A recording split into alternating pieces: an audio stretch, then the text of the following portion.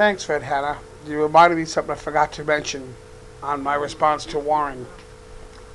The subject of freedom fighters.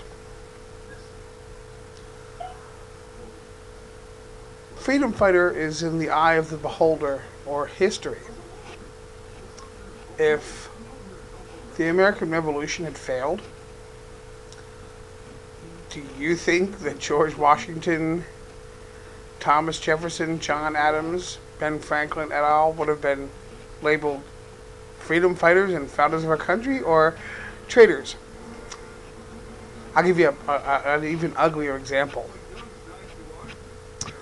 Victor writes the history, as it were. Okay.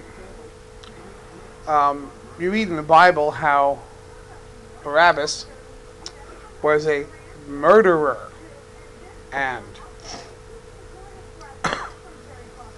the Jews chose a murderer over Jesus. What the little thing that they neglect to mention, because who won in the end and who wrote that history? Barabbas was a freedom fighter for the Jews against the Romans. And what did the Romans label him? A freedom fighter or a patriot? No, they labeled him a murderer.